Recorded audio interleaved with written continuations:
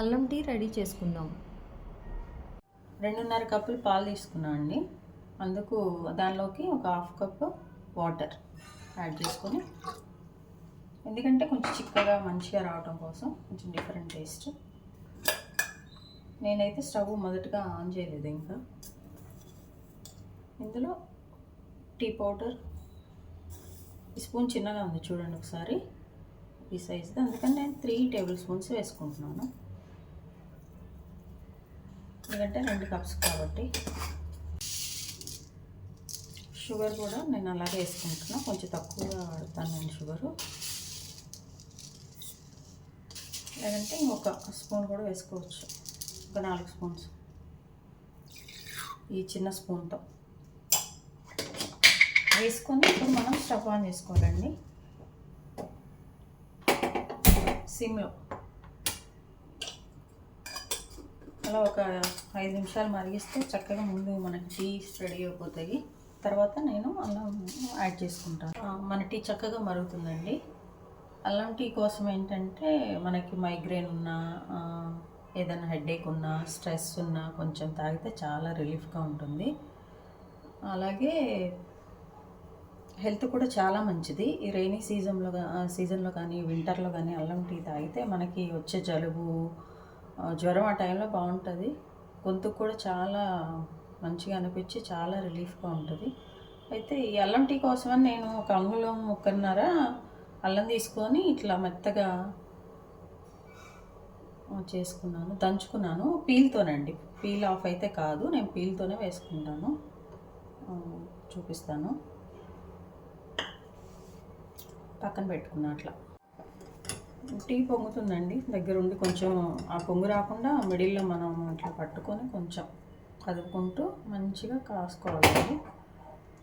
చూసారా మన టీ చక్కగా మరుగుతుందండి, ఇంకా అవ్వలేదు. స్పూన్తో ఒకసారి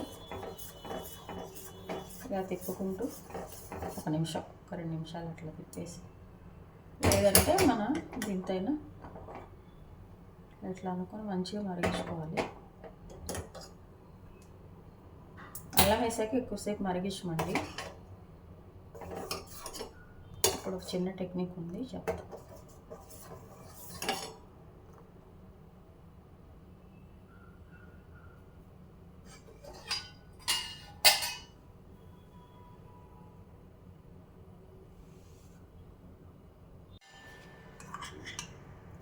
ఇప్పుడు మన టీ మరిగిపోయిందండి. ఇప్పుడు మనం ముందుగా అదే మిక్స్, ఇప్పుడు మన టీ మరిగిపోయిందండి. ఇప్పుడు మనం ముందుగా అల్లాన్ని ఇట్లా స్మాష్ చేసుకొని పెట్టుకున్నాం కదా, అది వేసేసుకోవాలి. 2 కప్పులు కాబట్టి ఇది తీసుకున్నా. ఇది కూడా ఘాటుగా ఉంటుంది కాబట్టి ఎవరెంత ఘాటు కావాలో అది వేసుకోండి. నేనైతే అంగుళన్నర వేసుకున్నా. అల్లం వేసుకున్నాక మనం ఒక్కసారి ఒక మూత పెట్టేసి ఒక 3 నిమిషాలు వదిలేయాలండి. ఆ అల్లంలో రసం అంతా కూడా అందులోకి దిగుతుంది. ప్లస్ స్టవ్ కూడా ఆఫ్ చేయాలి.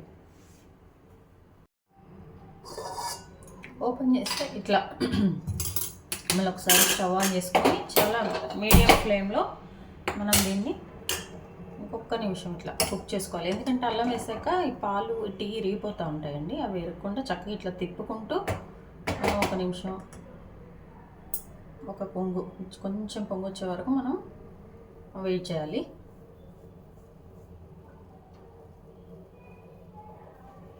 ఈ మూత పెట్టడం వల్ల ఏంటంటే ఆ రసం అంతా దిగిపోతుంది, ఆ లోపల ఉన్న ఆవిరికి చాలా టేస్ట్ ఉంటుంది. చాలా ఈజీ వే ఇది.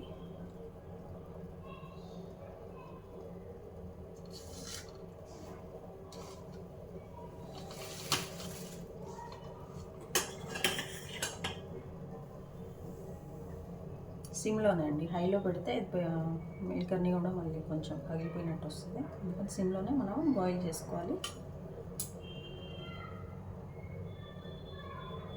చూడండి చక్కగా మరుగుతున్నాయి అల్లం వేసాక కూడా. చూడండి చక్కగా పొంగు వచ్చేసింది, చక్కగా విరగలేదు. పాలు కూడా కొంచెం దగ్గరుండి చేసుకోవాలండి ఇది. అయితే దీంతోపాటు ఇంకా అల్లమే కాకుండా ఇంకేమన్నా కావాలంటే 2 తులసాకులు అట్లా ఏదైనా మనం యాడ్ చేసుకోవచ్చు. నేనైతే ఎప్పుడు అల్లం అంటే ఓన్లీ అల్లమే యూజ్ చేస్తాను. అయిపోయిందండి మన టీ. చూడండి చక్కగా పొంగు వచ్చినా మన పాలు విరిగిపోలేదు. దీనికి ఏంటంటే డైరెక్ట్గా ఫ్రిడ్జ్లో తీసిన పాలు కాదండి, కొంచెంసేపు పక్కన పెట్టుకొని రూమ్ టెంపరేచర్ ఉన్న పాలు యూజ్ చేసుకుంటే మంచిది. అప్పుడు మన పాలు మంచిగా వస్తుంది, మన టీ కూడా. ఇప్పుడు స్టవ్ ఆఫ్ చేసుకొని మన టీని కప్లో పోసుకున్నాం.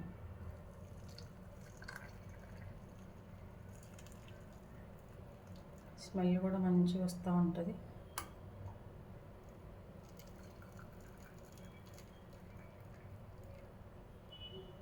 చూసారండి, మెజర్మెంట్ కరెక్ట్గా వచ్చింది. 2 కప్పులు హాఫే నేను వాటర్ మిక్స్ చేశాను. కొంచెం నాకు పొంగిపోయినాయి కదా, లేకపోతే కరెక్ట్గా. మీరు కూడా చక్కగా ఈ వానాకాలం ఈ అల్లం టీ పెట్టుకొని చక్కగా ఎంజాయ్ చేయండి.